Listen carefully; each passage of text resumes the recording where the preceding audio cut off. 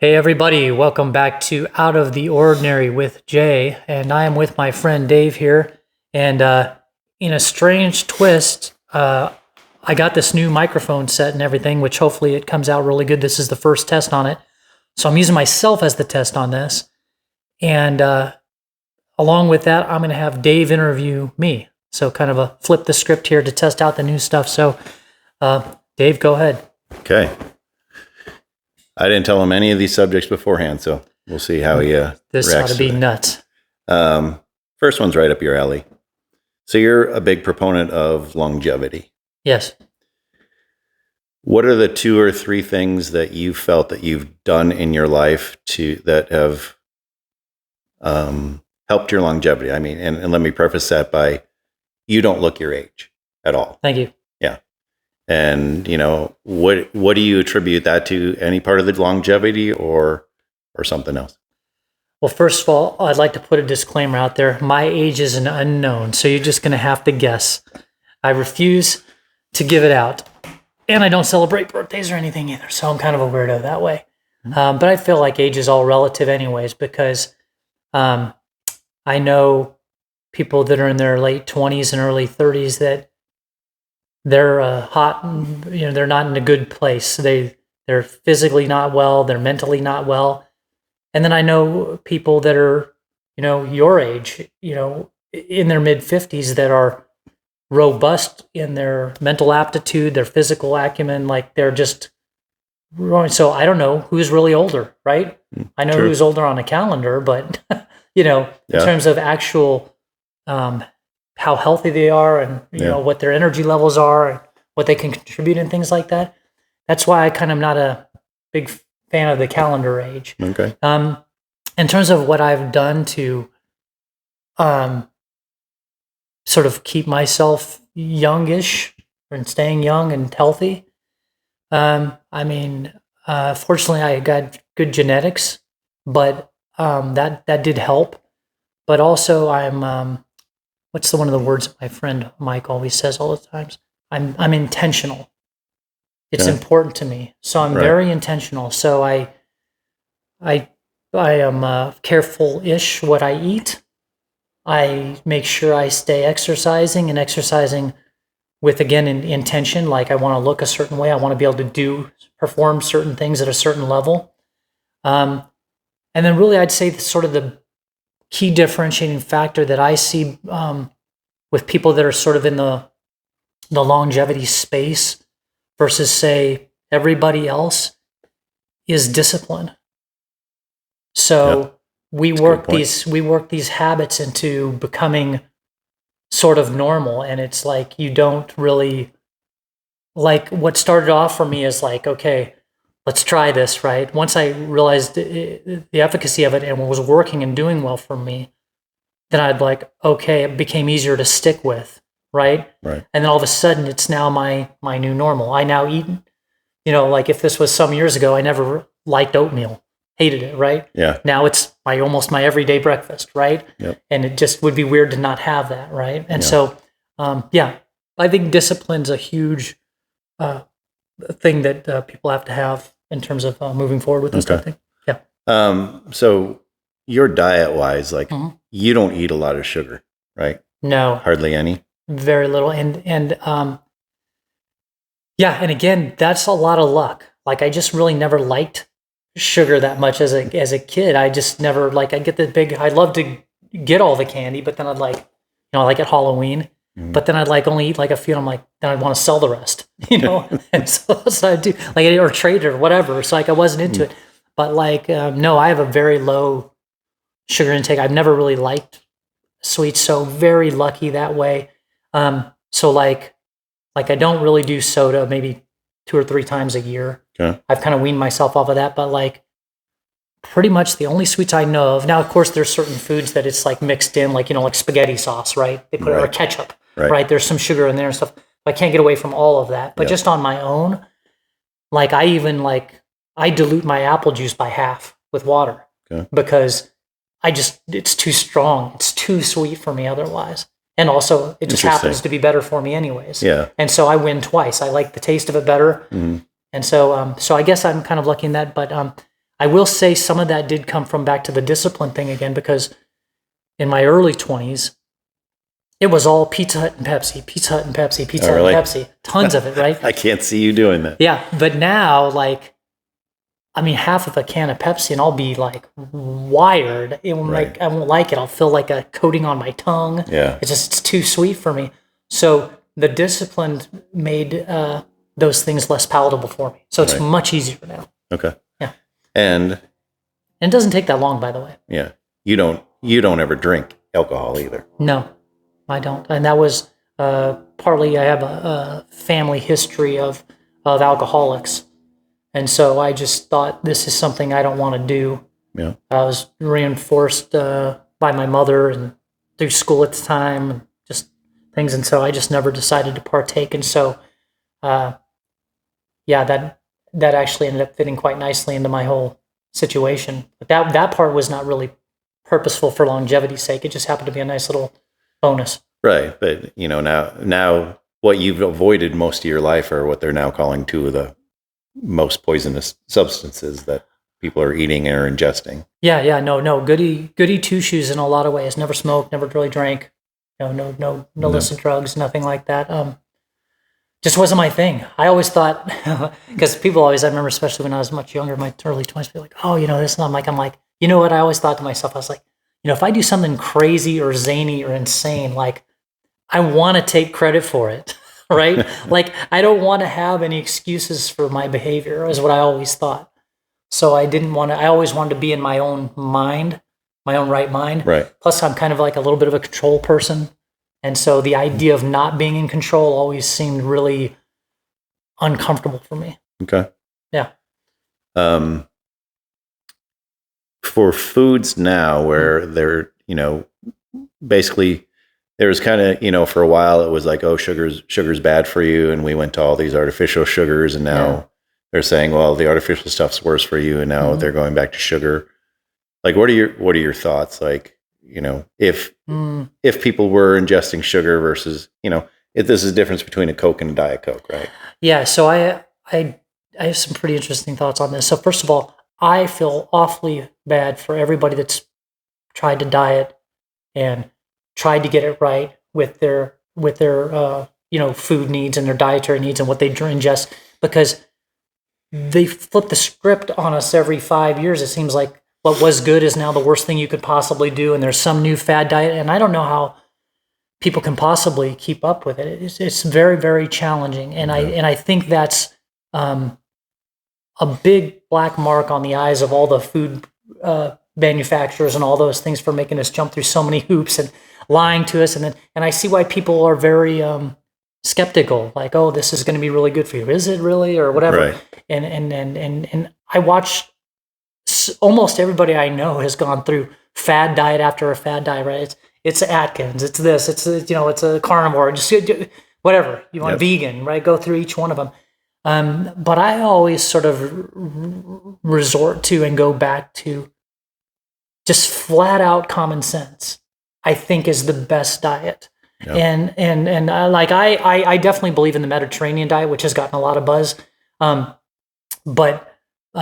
And then I mostly eat that way just naturally. I've been very fortunate that that's just kind of the way I've been. But it's like common sense. Like, is the idea that,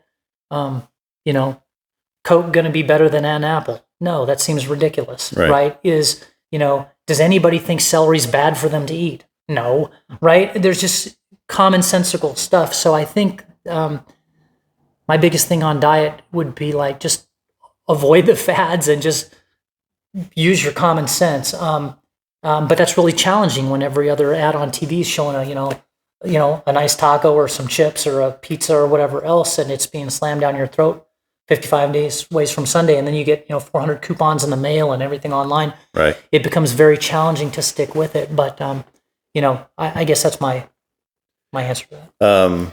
Going along those same lines with food, like all the additives in food. Because I can remember when I was a kid, if you bought a loaf of bread, it was probably good for 4 days before it started to grow mold. Now I think you can have bread out for a month and there's no mold. So Do you think that all this stuff that they're putting into foods to, as a business thing, they want their bread to stay? The shelf life needs to be longer. Yeah, so they Yeah, can and sell they're them. transporting it all over the U.S. and stuff. Do you think that has a negative impact on the human body? Here's the thing. I don't know the answer to that, but I'll answer it in this way. Unfortunately, it seems like every generation is the test pilot for something, for some kind of food, some kind of additive, some kind of packaging, some kind of new recipe or whatever. Yeah. And we don't ever find out until there's some people getting sick from it 20, 30 years down the line. Right. And there's all these lawsuits. And so it's really hard to say. And I'm sort of mixed on things because, a lot of the things that they say have been bad for you and all these things that they say are bad for you. And now we have scientific literature to prove that. But at the same time, people are living longer than they've ever lived practically. And so I'm like, well, Right.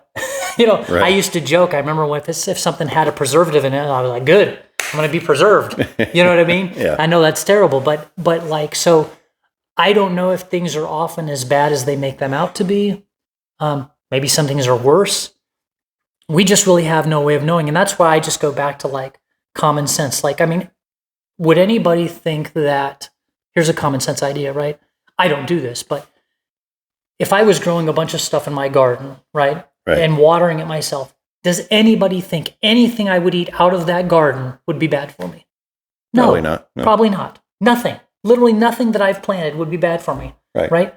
Well, there's an idea, right? And so that's so then I say to myself, well, I'm not going to do the gardening, but anything that I would eat out of a garden, I'm going to assume is good for me. Right? And so that's kind of like a common sense thing. Yeah. And then another common sense thing to me is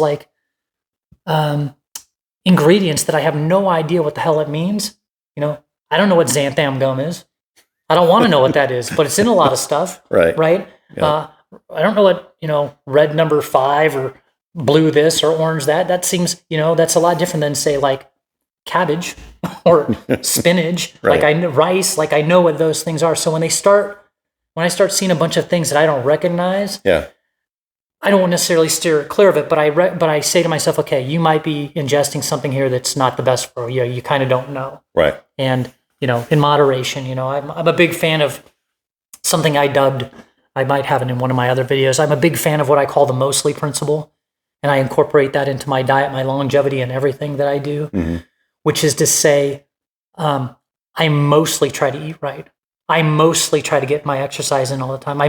Because if I hold myself to a perfectionist standard, I'm doomed to fail. Right. And I'd rather just say, hey, I'm mostly being good. I'm mostly doing this. It takes the edge off, and it's a lot easier for me to get my arms around and actually stick to it. Yeah.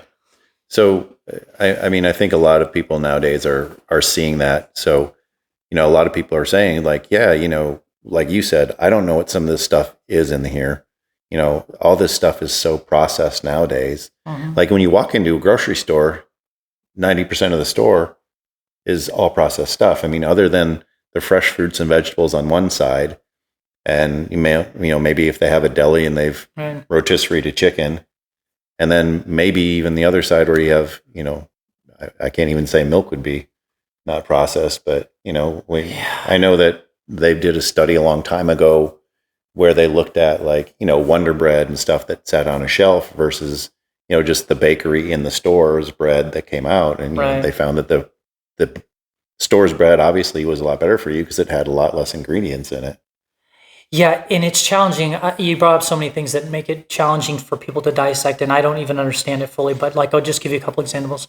On bread, for instance, right?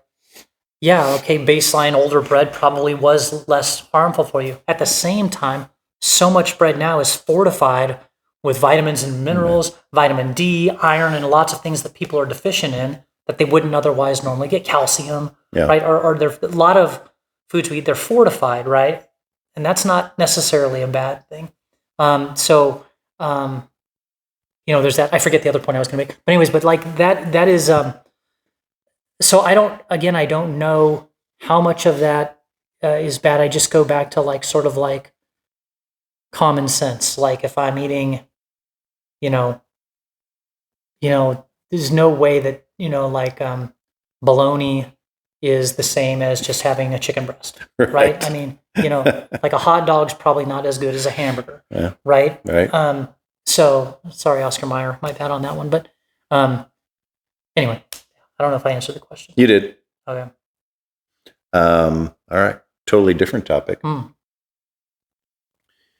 Do you think medicine today has changed from medicine like it was 20 years ago? Medicine has changed. And let me preface it as the amount of, I guess my thing is like the amount of time you get to spend with a doctor if you go in for a checkup or you have any kind of problem versus maybe what would happen 20 years ago. So you're saying when you say medicine, you're not necessarily talking about drugs and pharmaceutical stuff. You're talking about the experience of going into a physician's office. Right. Yeah. Yeah. Yes, most definitely it has changed, and I don't think for the better at all. It's kind of a natural consequence though of when more people are able to access doctors, when more people have insurance, right? When you have less people that have insurance, supply and demand curve, right? It's easier to have more time with your doctor. Right. So I think that's just, part of the way that it goes, right? If there's, if I'm the only one insured in the whole United States, I got a whole lot of doctors who don't want to spend some time with me, right? Right. You make that, 100 million people, and all of a sudden the doctors are overworked and kind of short-staffed. So that's just something that we're going to have to grapple with, and it's not been done well right now. I think that I'm seeing in smaller communities where nurse practitioners and physician's assistants are picking up the slack, and now they're seeing patients. Yep. But again, you're not seeing an actual doctor, so that's not quite as good. AI is starting to deliver on some stuff. That may end up being, maybe better in some cases, maybe worse in some cases. Yeah. But no, that's why you've seen the rise in what I used to go to and spend an awful lot of money on. You've seen the rise in what they call concierge doctors, where I pay a flat monthly fee to a private specific doctor that gives me my half hour or hour and monitors my labs and has a whole team watch me. But that's very expensive. There's not a ton of them that do this. But I think you're going to see people that have money are going to sort of move into this concierge doctor realm, and then everybody else is going to be kind of left with the PAs and the nurses and in that situation. So I guess it's probably better if you have money, probably worse if you don't. Right. But even then, if you never had insurance before and couldn't see a doctor before, then anything's better than nothing. So I think it's really a mixed bag. I'd say for maybe the middle of the road, it's not as well as it used to be, but for the upper and the lower, it's probably better than it ever was. Yeah, because you talk back on even before our times, like doctors would come and do house calls. They would see. Oh yeah, like the old movies in the black and white. They come with the little bag and all that. But now it seems like if you get to see the doctor at all, if it's not as nurse or whatever, you get 5 minutes.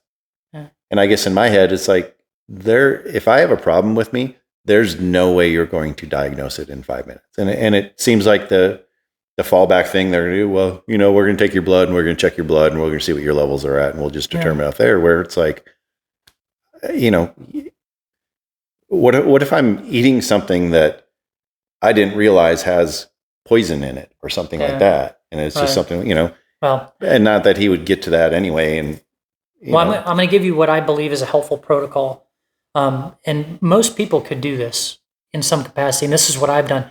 And I got this from my special concierge longevity doctor, because the whole longevity thing that we've been talking about. And basically I used to get labs done, my labs drawn every 4 months, like big blood draws, like 7 vials full, chronicling everything, right?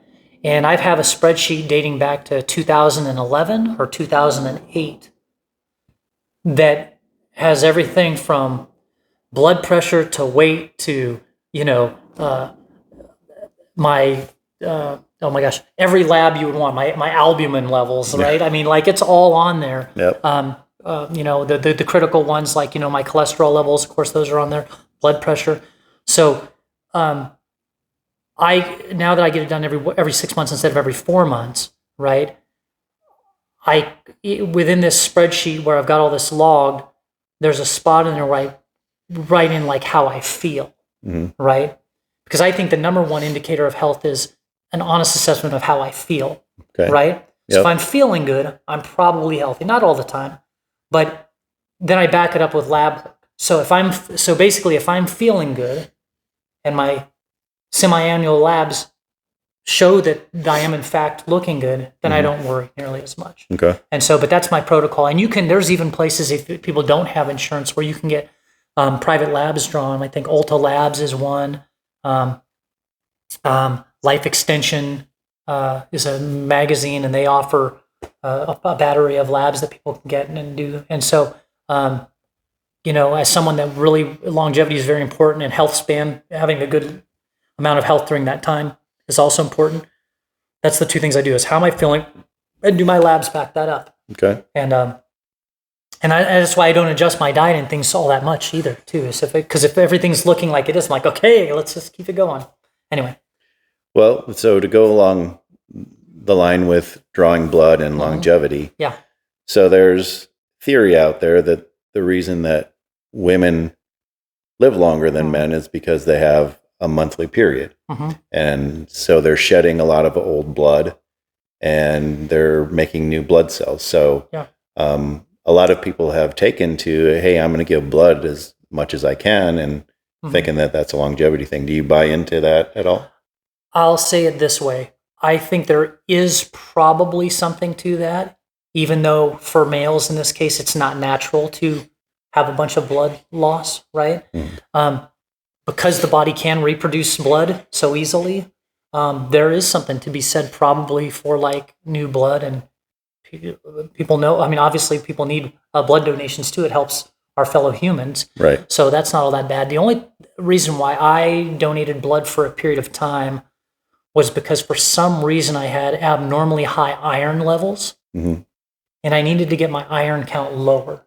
And the only way I could really get it lower, because it was pretty substantially high, was to get all of my iron-rich blood gone and kind of start over. I did that, and then I kept donating blood because I thought I was just producing a lot of iron. No, it turns out I had just loaded up at one point, so I stopped doing it because then my iron actually went too low. And so now, because I don't eat a ton of meat, I really only eat a little bit of chicken and turkey. Yeah. Nothing else. But now I need to keep all the iron that I have. So I no longer donate blood, and I haven't for some time. Okay. So I'd be losing out on that replacement blood theory. As to its efficacy, I don't know. I'm sure probably people could find studies either way. This is where I would go back to sort of what I follow, which is, how do I feel? Do I feel better donating blood, or do I feel better not donating blood? And then, as a result of donating blood, and I have my labs drawn, what do all my vitals look like? What does my lab work look like? If everything's in check either way, or one's better than the other, then that's probably the one I would go with. Okay. Yeah. That's how I'd answer that. It's tough. That's the thing with a lot of these things. And one of the things I hate most about health stuff is, oh, this is the best thing for you, and then it turns out it's killing you. Right. And it's like I don't know how people are supposed to navigate that. I really don't. Yeah. Like, do you remember the food pyramid when we were growing up? Yeah. Yeah. Do you remember we were supposed to have 8 to 12 helpings of every day? Grains, carbs. Yeah. Yeah. Yeah. It's all over the. And now it's upside down. Now it's like, oh, you shouldn't have that much. Yeah. carbs. And I remember for a long time, fats were horrible, and now they're saying you need some fats and da da da da. Yeah. But anyway, it's yeah. I just to me, that's why I go back to, you have to use as much common sense as you can, and listen. A lot of it also, at least on the diet side of things, comes down to consumption, right? And so, like, that's one of the biggest problems with processed foods, is not that they are processed per se, but that they have so many empty calories, and so you end up eating just a ton of them. Like as one example, right? If you drink apple juice, you can drink a lot more apple juice than you can an apple. Eat an apple. Right. Because the apple's got fiber in it, stuff that's actually filling, right? So anytime you process something, I guess my point is I'm not sure how much of it is the actual ingredients. I know some of it is, but also a lot of it is just consumption, the volume that we take in. And a lot of that is because the tastier stuff and the more mass-produced, stuff is just empty calories. Yeah. Anyway. Yeah, it's funny because back in the 70s, like I said, they were touting, 8 to 12 servings of breads and cereals and pastas and all that other stuff. And I remember back then, we were worried about global cooling. Remember, Oh, They're wow. talking about another Like ice you're going age. to freeze? Yeah, I remember Wow. like the news was talking about, hey, what if we put a lot of pollution into the jets, and as the jets fly That's over, wild. they cast a thing over the earth, So and that mission accomplished. then yeah, we trap all the greenhouse gases in, so we don't go into an ice age, and now everything's just reversed. So Yeah, I don't, again, that sort of science is beyond me. I know the only thing I know about that whole thing, and I don't know this even for sure, but what I remember understanding is that a hole in the ozone layer is not good. no, That's pretty probably much all not. I know. So another topic, Mm-hmm. totally off what we were just talking about. Sure. If you had a teenager today, Mm-hmm. would you recommend that your teenager go to college? Oh. Or would you recommend, so if you guys don't know, Jason is a self-made person, so you did some college, right? Yeah, I went to 6 different colleges and universities and no degree.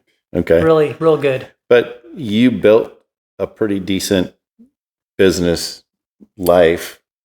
Yeah, I think on your own. I think to answer that question, first of all, if I had a teenager, that'd be an very interesting Sherlock Holmes figuring out prove it. but that aside, I am really vexed on that question, and I'll tell you why. I ended up doing, as you know, quite well for myself, not going to college. And by the way, the main reason why I didn't finish college was twofold. One, I always had to make money to pay for my college while I was going to school. So I always had to have a part-time or full-time job while going to school. Mm-hmm. Most of the times those jobs were sales related, and I ended up being pretty good at sales. So I ended up making so much money in the sales job where I'm like, what am I going to school for? I'm going to graduate and make less money or the same money. Right. And so then I'd jump out, so that I'd bail out, go make a ton of money, and they're like, no, you're supposed to go to college. I'd go back in, and I'm like, no, I'm doing it all over again, right? And so the cycle repeated. So ultimately, I became an entrepreneur, made a ton of money. But now I am so into wanting to learn everything I can about so many fascinating subjects. Okay. Philosophy, psychology, science, that I think school and academia is amazing. And like, even though that was my route, I feel like if I could do it all over again, I might have had a great fun life just being a pure academic and staying in college like a Van Wilder for like forever, Yeah. and literally just learning stuff, maybe even being a professor and a teacher. I like helping people, right? Yeah. And so I think the answer to that question is I don't know. And the reason why I don't know is because I think having kids decide on and pick their majors and stuff right out of high school is ridiculous. I think maybe 10% might actually know they really want to be a doctor, or they might really want to do this or really do that. I think they need like that first year out of high school to maybe be like exposed. Like everybody should get like a universal visa and a big fat credit card to go travel the world for a year right after high school, and then open their eyes up to see what they might really be interested in and want to spend their life doing, and followed by their first year of curriculum of nothing but things like career awareness and things that would kind of open their eyes to other things. And then maybe they might have some idea what they want to do for the rest of their lives. But if they didn't know, I'd be perfectly happy with my teenager wanting to go into a trade and go make a pile of money and call it good. So teach their own. I would have to say I'd have to know my kid. Okay. Yeah. What do you think? All right. I know college has changed since I went, but I'm glad I went because not like you said, it's I've used especially the science a lot more in my life for everyday stuff as I could. So like I know like certain things, especially in like the marketing world and stuff like that, when you see something that says, oh, this was university tested, well, that's a marketing ploy. They don't tell you what the university said about the test. That could have failed. It could have failed. All right. So I think, going into science, it's great because I can go online and I can read the scientific, report that was put out by them and understand. It's like, oh, well, yeah, it was university tested, but it didn't really do that well, kind of thing. So that stuff helped a lot. But, I think going to college really isn't I mean, you're getting a lot of knowledge of stuff you didn't know, but it also teaches you how to think differently. And in most of the stuff, I would say this would be the other benefit that I would say outside of just the learning portion that I think is very important with college is two things. Number one, the exposure that you get to other people, other they're from other places, Yeah. right? Other cultures, right? and I think that's really, really important and sorely lacking today. And it's just very important to that. And then also, I just think from a dating and coupling perspective, college is still probably undefeated in that realm. Okay. And I think those things are also important besides career. Yeah. Yeah. Will you ever go back to college? Yeah, probably. I think I will. I've been back to college numerous times. Even recently, even a couple of years ago, I went and took some psychology classes. I'm actually, even though I don't have a degree, I have so many psychology classes. I'm like in the 300 or 400 level at this point. So I very much enjoy that. Yeah, I'll probably continue to take college courses. I really enjoy the learning aspect of it now when I didn't when I was in my Right. my teens and early 20s. Yeah, I think that's the problem is, when you're early teens and 20s, you're just trying to get a degree so you can go get a job. Right. So you're not really interested in the subject matter that's coming at you. You're just like, yeah, I pick the topics now. Exactly. Yeah, but now it's like, oh, well, this is something I want to learn, so it's going to be interesting. Yeah, I mean, pay attention. I am a happy, like so many people, I'm like a lifelong learner, and I just love it. Like I really enjoy learning things, particularly things that I'm interested in. Right. And so school is just one more vehicle to do that. And, I enjoy the social setting, so I imagine I'll stick with going to here and there as I come across things that I like. Yeah. All right. Last one I got for you. Do animals have souls? Oh, well, that's a super deep question. I mean, I'm going to answer it in probably not the way that's going to be satisfactory to you or anybody that's listening. So, fair warning. I'm going to leave the soul thing aside for a moment because I think that's a subject of debate whether maybe even humans have souls. And so, if that's a subject of a debate, then it's probably a subject of debate for animals. I mean, obviously, you asked me, so it is a subject of debate. So, setting that aside, then I say, well, do animals have consciousness? Now, that is something that I think everybody can agree on. That, they can see their cat eyes open up, they can see their dog bark, they can see certain behavior patterns when they want to be pet or they want to be fed. You see it in wild animals, and I think there's pretty much zero debate that animals are conscious. Right. And from my perspective, anyways, anything that is conscious can suffer. And to me, for my own person, I think as a human being, it's sort of, we're at the top of the food chain. At least we think we are. Or it appears to be that way. I think it's sort of a responsibility to minimize suffering in any way I can, as much as I can, wherever I can. And so that would mean my fellow animals, to me, have it as good as my fellow humans, at least from my perspective. I owe them the same degree of help and assistance and kindness and generosity that I would anybody else. And so I don't know if I technically answered your question, but that's kind of the way I feel about it. There's a great quote. I'm going to get this totally butchered wrong, but this is not too far off from how I feel. Mr. Rogers, good old Mr. Rogers, was asked one time, like, why he was a vegan, right? Uh-huh.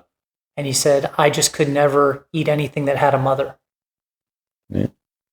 Right? Yeah. And I struggle with that, very, very much so. Right. It's a struggle for me. And I think a lot of people, I mean, I can only imagine if, the chicken that I eat or the turkey that I eat or the beef that someone eats or the pig that someone eats, if it wasn't wrapped up in cellophane with a UPC scan on it, Yeah. It wasn't looking on it. If you had to go in there and, you had to watch them butcher the animal, Yeah. hear it, see it, the blood's still dripping and then they handed it to you and you packaged it yourself, there might be a few more vegans. Well, yeah, that's just, I would even go one further. It's like, even if you didn't see it butchered, but like, let's say you raised a cow from a calf that you named it. Yeah. And it's going to be butchered in 2 years when it's full grown. And it's like, I think the same thing. You'd be like, I don't want to eat that. Yeah. I think I think the food chain, as it were, is an unbelievably cruel part of nature. Agreed. Yeah. Anyways. So then I would go hypothetically. Mm-hmm. If hypothetically they somehow prove that humans have souls, mm-hmm. would you then go on to say, okay, if humans have souls, then animals have souls? Again, I'm going to give you kind of an answer, which is to say, I'm sorry, but it's like if my thing would be if they could prove that in a human, I would think they could use that same testing equipment to prove it on an animal. Therefore, I wouldn't have to make that judgment call. All right. Just say I'm not going to answer the question. Sorry, that's the way I would answer it. Yeah. Anyway. All right, man. That's all I got for you. All right. Hey, thanks for the interview, Dave. Yeah, I appreciate it. That was fun.